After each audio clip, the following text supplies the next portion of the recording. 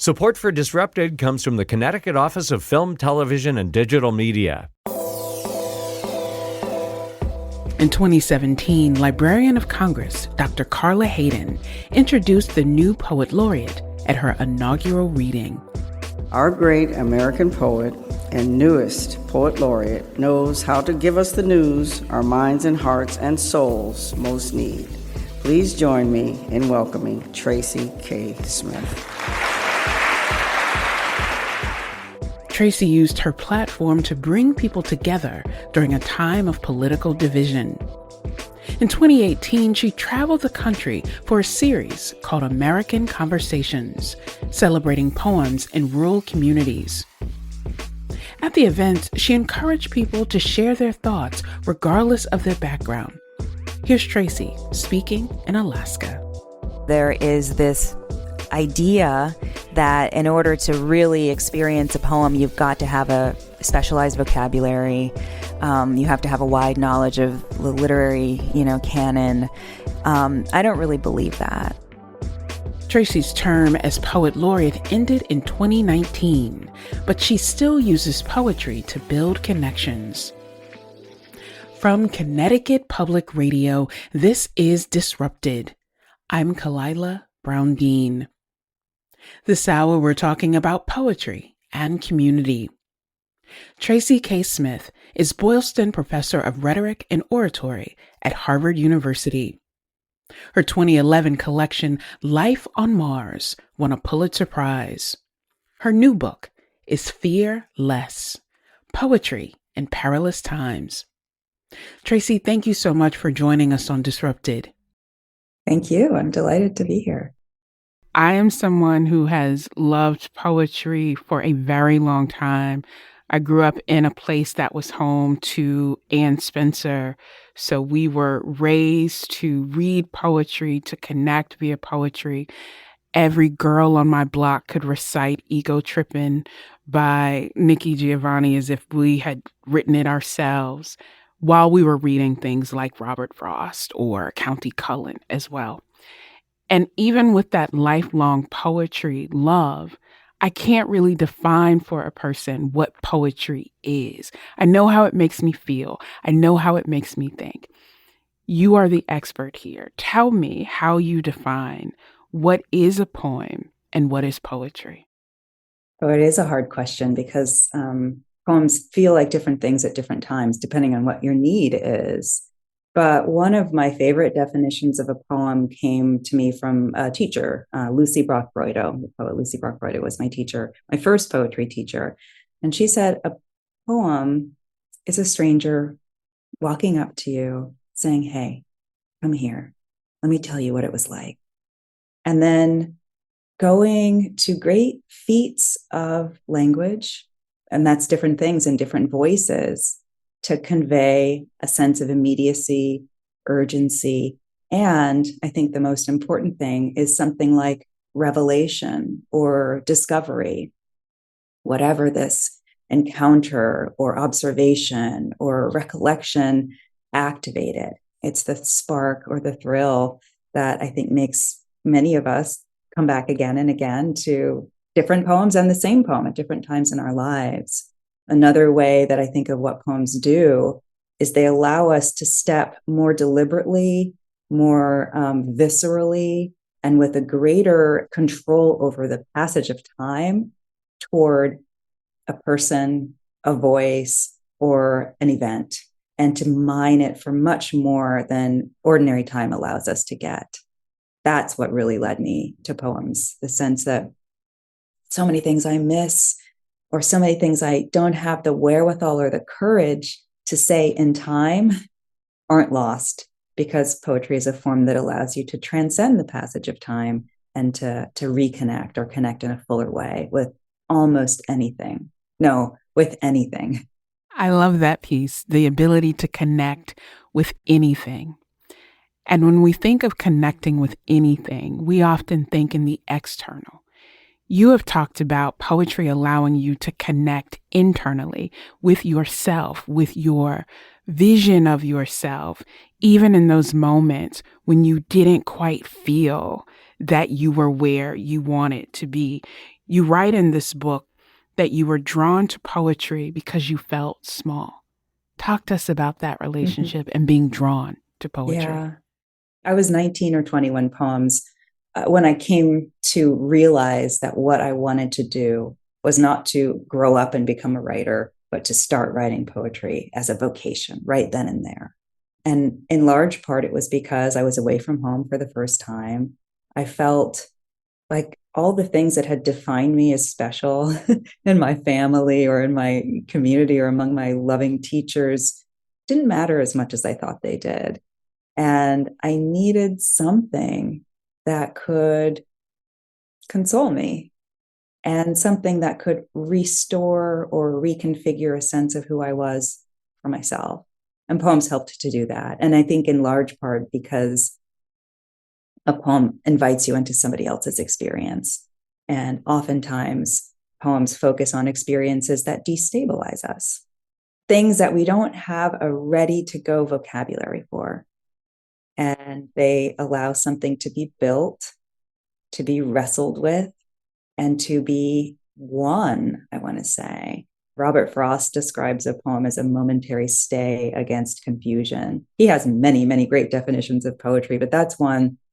Yeah. And what it really tells me is that those other feelings will be back. Something else will activate that feeling of smallness or fear or worry or loneliness. But this one moment with this one poem affords you something that ministers to that feeling and that might even be durable, something you can turn to, a perspective, a form of language, a form of seeing or hearing that can be useful to you in other situations. It requires a great deal of not just self-awareness, but bravery to say at 19, this is not just what I want to do, this is who I am. And to step into that at 19 when so many things are swirling about what direction that could go. Were there ever moments of doubt where you said, I don't know, maybe this isn't the thing that will carry me through? Or did you just keep pushing toward that ideal of, I'm stepping into being a poet and a writer and embracing it, even if the journey may be uncertain? I was pretty dogged, not out of a sense of ambition, but out of a sense that somehow this art form keeps being useful to me. First of all, telling my family that that was my choice at 19 was a little bit disconcerting for them, right? And then withstanding all of the loving concern that says, why don't you do that as a hobby and do these other more practical things? But again and again in my life, poems helped me. The first major upheaval that I went on to experience was just a few years later when my mother passed away after an experience of cancer. And I was sending out resumes to jobs, but I was also going upstairs to my room and reading elegies and listening to other people's experience of grief and using that to help me come up with my own vocabulary for what I was going through, for where my mother was, and for forging a connection with her that defied the absence of her physical presence in my life. And it was hard for me to argue against something that could do that. And I actually still feel that way. I think that poems, which is really a way of saying a faithfulness to the limitless capacities of language and reason and feeling and empathy or compassion, I think many of our problems can be mightily tended to with those tools. You talk about those tools and how those tools have held you in your life. You are, in many ways, an evangelist for the power of poetry because you share that with so many people. And let's be really frank, Tracy. For some people, poetry is intimidating. For some people, it's very esoteric, or dare I say, some people think it's boring, or they'll say, I just don't get it. I don't understand it, as if there's like this magical key to it. But you have done so much work to say poetry has the power to meet you where you are, that it doesn't have to be these sort of complicated words and convoluted lines. Poetry can speak in a language that connects to heart and mind and soul, just as the power of any good art form. How do you respond when people say, like, poetry is just not my thing, I don't get it, or I'm not really interested in poetry? How do you respond to that? Well, first of all, as much as I love my art form, I understand where that perspective comes from. And I think it comes in large part from the pressure that many people are made to feel to answer the wrong questions about poems. What is the poet trying to say? What is the message of this poem? What does this poem mean? These are questions that pull us away from much of what characterizes poetry, which is a movement outside of linear logic, which much of our lives actually, operate outside of logic. An interest in sound as a site of meaning. Music does that, but we don't struggle to understand that. And also a leaping of the imagination from one thing to another, not based on an argument or not based on reason, but based on something else. These two things happened in the same way, or to the same person, or sitting here in this room, suddenly I'm visited by a memory that feels useful to what's happening here. And so I'll go there. Our dreams do that. So we know how to respond to much of what is surprising about poems. We know how to do that. But when we're asked those limiting questions, it can become very frustrating. You can feel almost like someone's out to get you. And so one of the first things I try to do, and what the laureateship allowed me to do in many different places, was to say, you have everything you need to have a fruitful encounter with this poem. All you have to do is pay attention to what the poem causes you to see, hear, feel, wonder, and remember. We can go a long distance with just your responses to those questions. And actually, in that context, those questions allowed us to open up to one another, total strangers in many cases, to open up to one another about our most powerful experiences, our most vulnerable qualities, or the regions of our lives that make us feel most vulnerable or most hopeful. And I don't think that has to be filtered through a specific and limiting vocabulary.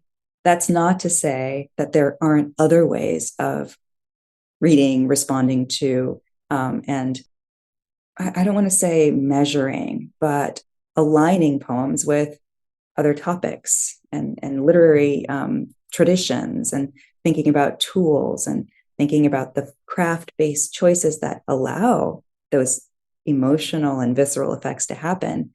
But if you don't have those things, it need not bar you from having a really personal connection to the art form. Coming up, more with former U.S. Poet Laureate Tracy K. Smith. She'll offer some thoughts on artificial intelligence. We're being led to make our lives more efficient at the expense of our living. This is Disrupted. We'll be right back. Welcome back to Disrupted. I'm Kalila Brown-Dean. This hour, we're talking about the power of poetry to bring people together. We're still joined by former U.S. Poet Laureate and Pulitzer Prize winner Tracy K. Smith. Her new book is Fear Less: Poetry in Perilous Times. I've always been fascinated with the difference between experiencing poetry as a reader and experiencing poetry as a listener. Listening to someone deliver a poem can offer insight into how they interpret the poem. I asked Tracy to read one of her works, Everybody's Autobiography. This poem begins out of a dream that I had that became useful to some of my questions in my waking life. Everybody's Autobiography. I find myself most alone when I believe I am striving for glory. These times, cool and sharp, a monument of moon-white stone lodges in place near my heart. In a dream, My children glisten inside raindrops or teardrops, like strangers, like seeds of children. I will only be allowed to claim them if I consent to love everyone's children. If I consent to love everyone's children, only then will I be allowed to claim them, my strangers, my seeds of children, glistening inside raindrops or teardrops in my dream. Children lodged in place near my heart, a monument of moon-white stone, cool and sharp. I believe I am striving for glory when I find myself most alone. Our listeners will note in hearing that poem that the second half is somewhat of a mirror of the first. Talk to us about that structure of the poem. You know, the fact that you said these notes came to you in a dream that helped you make sense of your waking time. Talk to us about the structure and approach of this poem. Oh, sure. Form helps me get traction through the material that wants to be part of my poems. And sometimes I turn to a very prescriptive form like this, which is a palindrome, or some people call it a pendulum poem because it swings one direction and then it has to follow that same arc back in the opposite direction. It meant that I had to literally sit with and listen to and be guided by the very same poems that got me to the middle of the poem on my way out of the poem. And it means you have to look at things and hear things twice. And ideally, there's a little bit of difference between those two encounters. And I imagine, I really can't say much more about what that difference is because it's probably largely contingent on what a reader hears and feels and what's activated for a reader. That's why I say, how could you ask me what this poem means? I like that you ask what the poem does formally and how that speaks to the material. I was thinking a lot about the violence that we live with in the world and the love and the fear and the sense of protectiveness that I have for my own children. The poem allowed or forced me to open up the radius of concern and to say, if I want myself to be less alone or less feeling like I can't do what I must do, I have to change my frame of reference. I love the idea of finding a charge to love more people fully and willingly in spite of or perhaps because of the difficulty of that task. And in a world where we're constantly witnessing, arguing about, and recoiling from the trauma and the shame of war, these are questions that come up again and again, and we find ourselves having to negotiate them differently each time.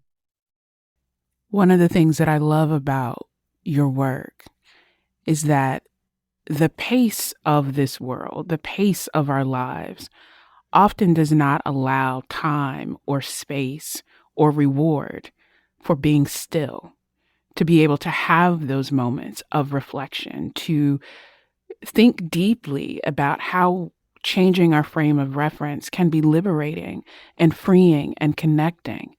And that seems to be woven through so much of your work of what would happen if we took a step back and thought about how we connect with each other in very different ways. And because this came out of a dream, even dreams as an opportunity to reflect. Does that happen often for you that, you know, your dreams spark these kinds of connections, or was it unique to this particular poem? It's not a frequent site that I mine for poems, or poems don't arrive often, although there have been a few that I've woken up from dreams saying, I must write this down. But in many ways, it is similar to how dreams work, where something that's in your unconscious mind or your memory rises to the surface. Oftentimes for me, it's memory that does this. And memory can be triggered by just about anything, a smell, a sound, a taste. And the usefulness or the unresolvedness or the irresolution, I should say, of something that that's behind me, or so I think, can be a useful starting point for a poem. When you write about engaging with poetry, you say the following in the book, quote, "What I am describing isn't simply a literary operation.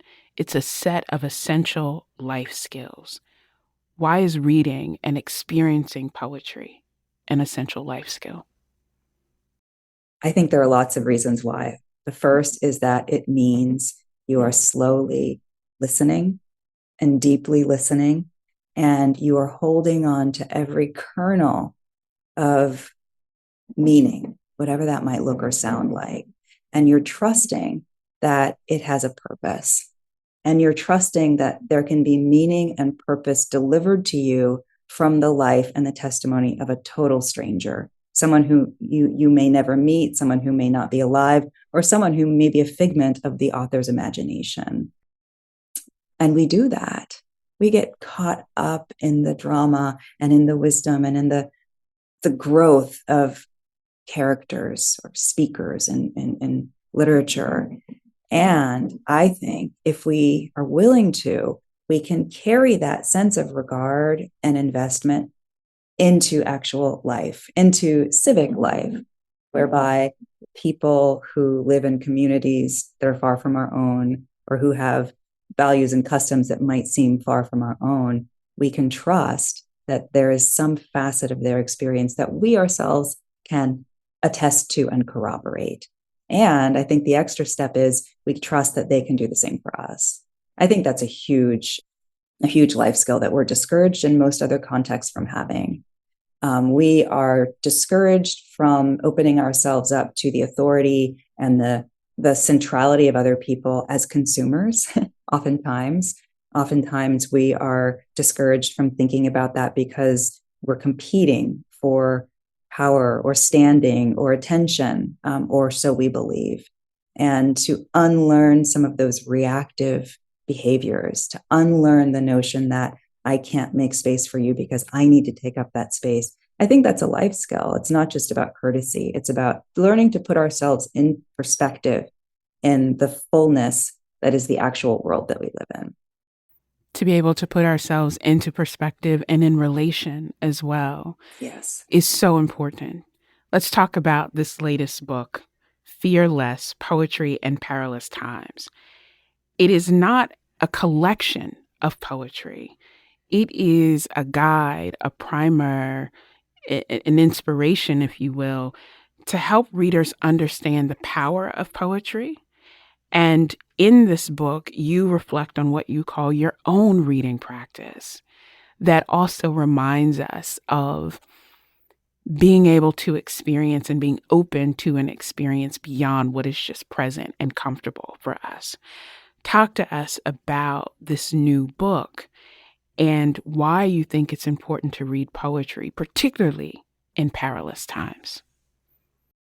Well, I wanted to write about the incredibly practical tool that poetry is, in large part because we live in a time where language is training us to put up borders between ourselves and others, to mistrust everyone and everything, and to cleave only to something like an us or a we, some naive or idealistically defined group that's pitted against a very rigidly defined them that is discredited. I think our national vocabulary has defaulted to this mode, and I think it's destroying our culture. It is making us fearful and hateful toward one another. And I think it's locking us out of the largest and most enduring human capacities that we're all born with and that we're here to use for love, for change, for inspiration, for evolution. and to lift one another up.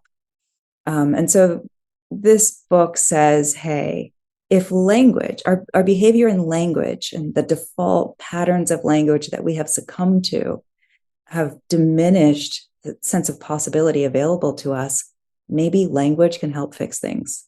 Maybe if we find a way to pay fuller attention to how we hear and therefore define and therefore value things, we can rewire ourselves and we can, maybe save democracy, or maybe we can create, something that is about everybody flourishing.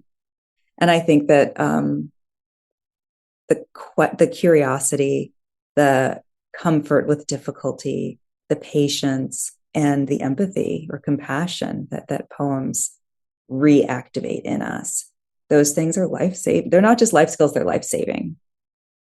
I'm listening to you talk about these life-saving skills to develop. And it's reminding me that so often I feel like we have lost sight of how to talk to one another, whether it is our reliance on technology and shorthand, and those ways of communicating, whether it was the social distancing that we needed to keep ourselves safe during the pandemic and the lockdown, and the ways that we never really came back into that, or just the overall tone that always feels so divisive and feels so condemning and indicting, as opposed to inspiring and building. For you, as someone who has made really their life's work of affirming the power of words, the intentionality of language, what do you make of this time where AI and chat GPT and large language learning models seem to be making communication so much more transactional than connecting and building? What does that mean for you as a poet and someone who respects the power of words? I find it incredibly saddening, because I recognize that it is an exchange of agency. It is a surrendering of skills and tools that humans have long championed to something that emerges from but a fragment of our humanity, and that exists to serve an economic market. It exists to enrich specific people. Yes, there are things AI can do that might help us, but AI, I believe, exists because it's profitable. It would not have been invested in if it were solely for the humane good of others.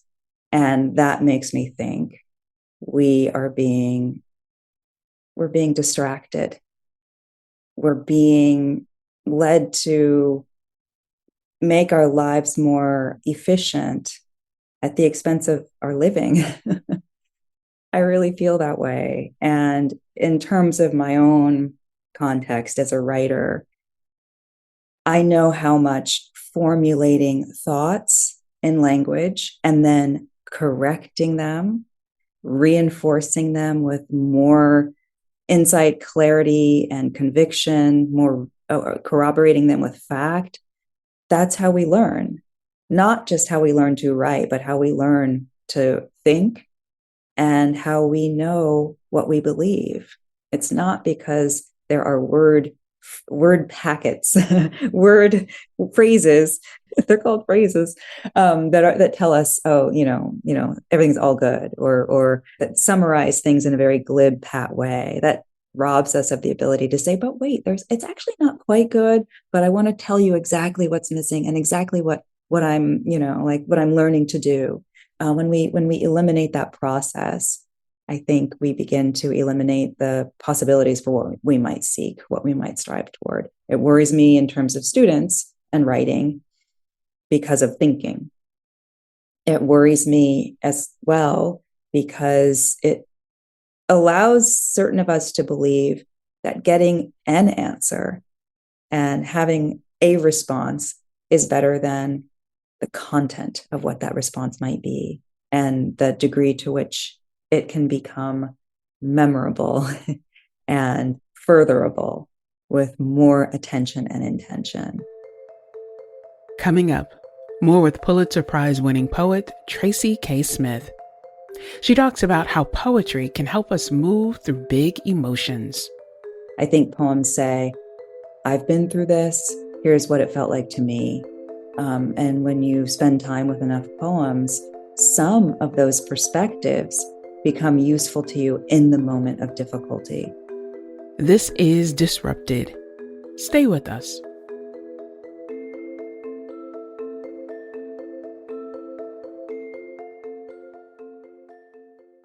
Welcome back to Disrupted. I'm Kalila Brown-Dean.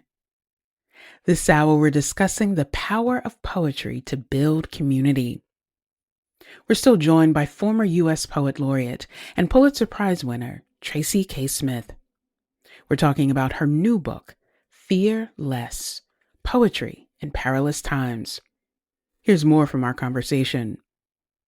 Perilous Times in this book is not just about this current moment that I feel like so many people are focusing on, rightfully so.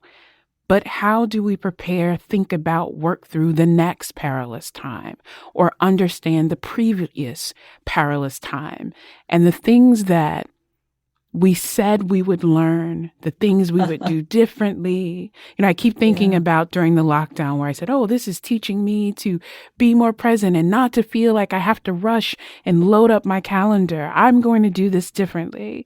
And the minute outside reopened, my calendar became ridiculous again. But I'm thinking, Tracy, about when you started your term as Poet Laureate of the United States. 2017 was a perilous time for many people in this country. And you didn't shy away from it. You stepped into it to say, let us leverage this perilous time to bring people together who would not normally be in space together. You launched a program called American Conversations, celebrating poetry in rural communities. Tell us more about that initiative. The idea for that came from the awareness that our demeanor toward one another had become instantly divisive, and that we were being persuaded and beginning to believe that we had nothing in common or nothing to say to people who don't share our ideals and our voting habits. I think that position exists because we are activated into a mode of defensiveness and debate by so much that we take in. But I know we can we can listen to each other. And I know that we can be generous toward one another. What assured me of that in many ways was the reverence with which my students would listen to their peers in the poetry workshops that I teach, or the ability of someone to lean toward the perspective of a speaker on a page who was so utterly unlike themselves. I said, if debate is the mode, or attack is the mode that we're trained to revert to or default to, leading with something like a poem might allow us to talk about the very same topics that usually rile us up, but in a different tone of voice. And so, because most of my time as a writer is spent in cities and university towns, I thought it might be useful to go into spaces where there's not a lot of literary programming on a regular basis, and to sit down with people and read poems together, poems by other living American poets, and say, what do you notice? What does this remind you of? I had the most heart-filling conversations with people who didn't think they knew very much about poetry. They taught me worlds about the poems that I had selected and that I've long loved and long taught, because they brought it close to home for themselves. And they said, I know this poem. One man in a rehab facility in Kentucky said, I know this poem is about love. I know it's a love poem, a breakup poem, but it reminds me of my relationship to substance, and that the difficulty of saying goodbye. This poem helps me deal with what I'm trying to do. And I thought, wow, if we just listen to each other, we could help each other so much. And we would learn to trust and validate one another. And so American Conversations was about taking the opportunity to do that by way of poems, which are written in response to every single one of life's events, love, loss, grief, fear, anger, history, and the imagined future, and any and every other thing that comes to mind. There's a poem that can help us grapple with. What did that experience teach you about yourself? To go into spaces where you would not normally be. And I love that you talked about sitting with communities, not standing before, but sitting with communities. What did that experience teach you about Tracy K. Smith? It reminded me that we are all best in a state of relative humility, when we can be beholden to others. And, to get a phone call from the Librarian of Congress and be told she would like you to be the poet laureate, that's an immense honor. And it can give you the feeling that you've really arrived and that there's something you do that you do in a special way. But the real gifts of poetry are the gifts that remind us that we're all special and we're all filled with wisdom, and that sometimes the best thing we can do is sit down at the feet of another person and listen and receive. I think that really, it was a beautiful reminder about what's important. It also urged me to accept that while I love the rigor of craft as an artist, and I love teaching my students about literary history and about these formal tools that they can learn to use toward many different kinds of useful and purposeful ends, we read poems because they touch us. And I think my teaching has been reconfigured by that. That space of feeling isn't always centered in classrooms, but I've been emboldened to bring that into the teaching because it reminds us that we're not just brains. We're full beings, with a host of capacities, all of which are important for us to share. In that vein of connecting people and reminding us of that humanity and being able to be fully ourselves, I'd ask you to share with us your poem, Charity. Sometimes I write poems because things happen, or I observe things that I'm unsettled by. And so a poem allows me to go back and dwell with that by bringing it back into my presence via language, and to find what's useful for me in it. And oftentimes what's useful is what it reflects about something in myself that I need to become more aware of. Charity. She is like a squat old machine, off kilter, but still chugging along the uphill stretch of sidewalk on Harrison Street, handbag slung crosswise and, I'm guessing, heavy. And oh, the set of her face, her brows profound tracks, her mouth cinched, lips pressed flat, watching her bend forward to tussle with gravity, watching the birth she allows each foot as if one is not on civil terms with the other, watching her shoulders braced as if lashed by step after step after step, and her eyes' determination not to shift or blink or rise.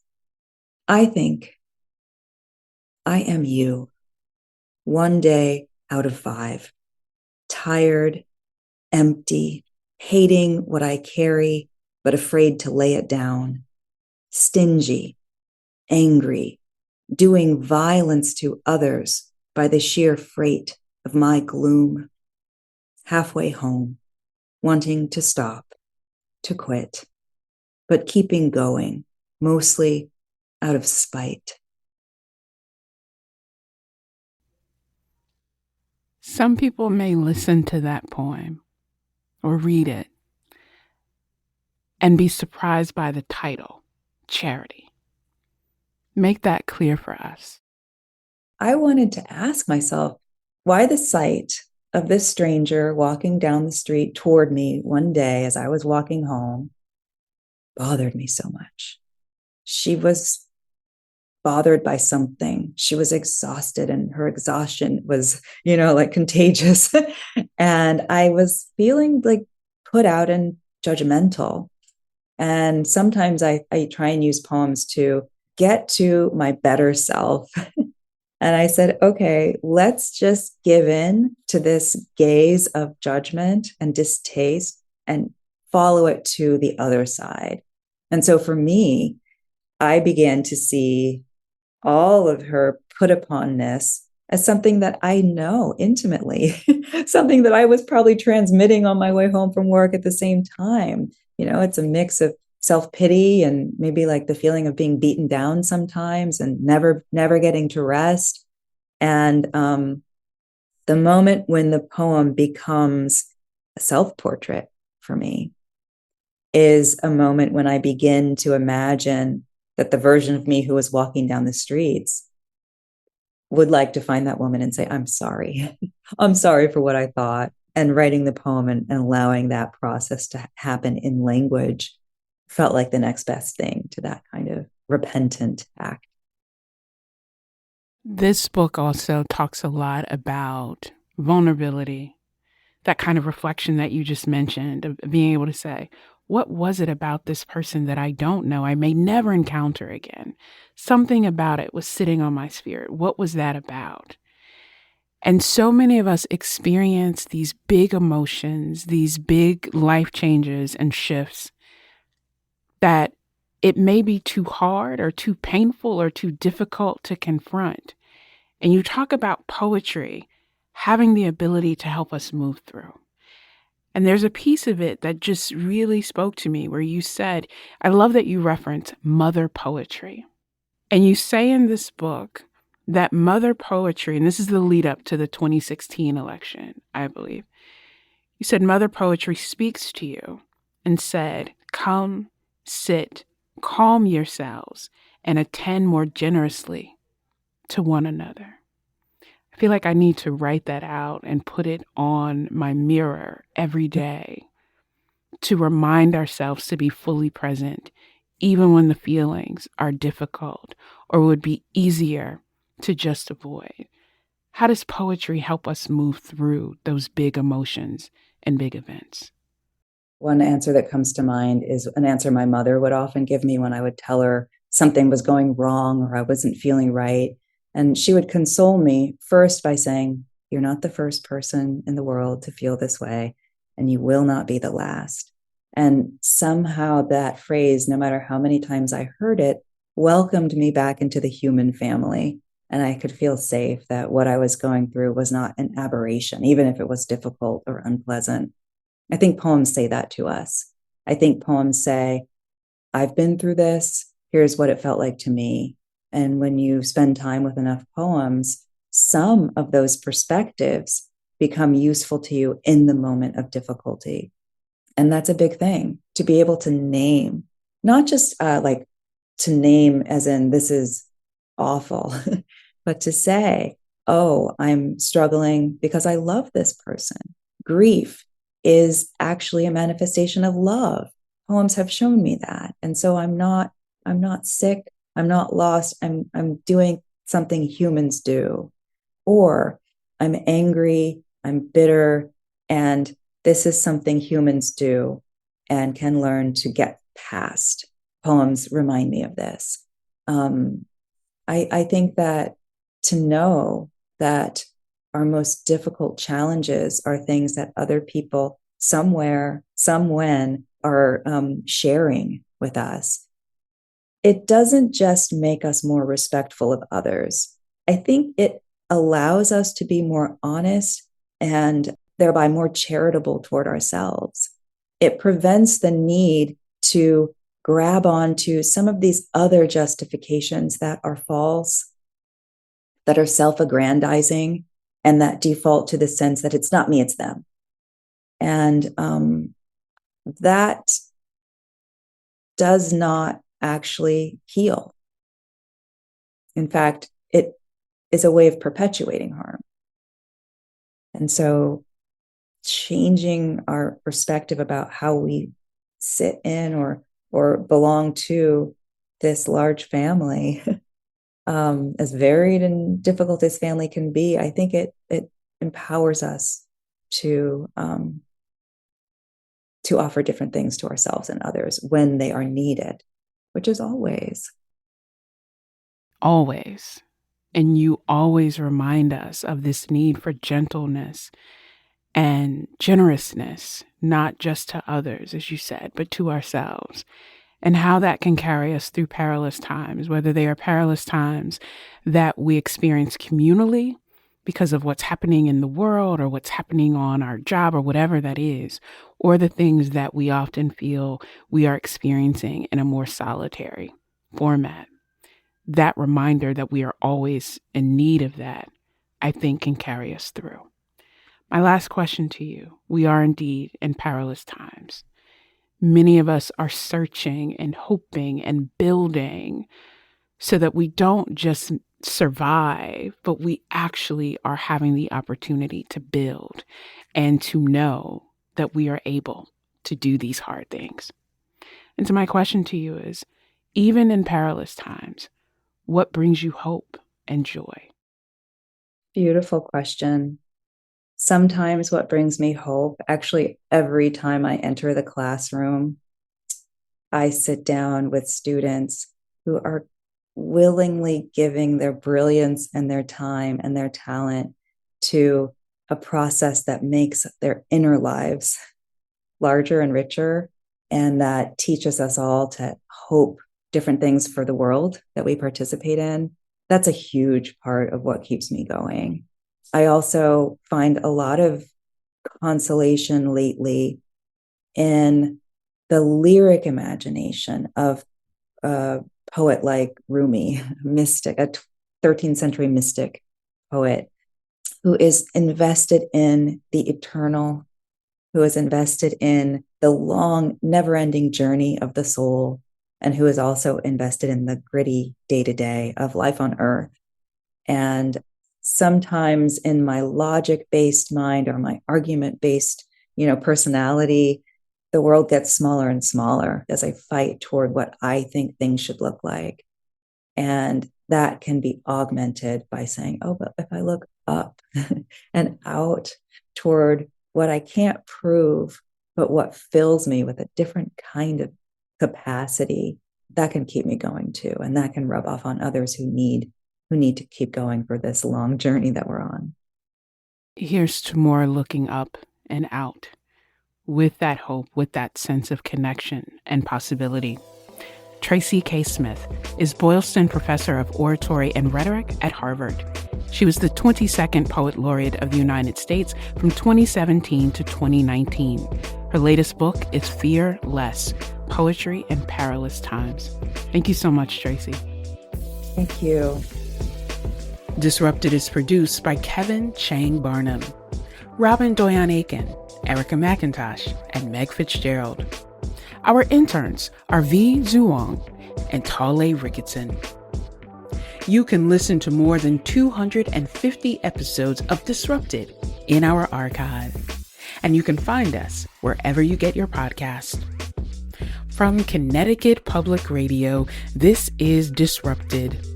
I'm Kalila Brown Dean. Thanks for listening.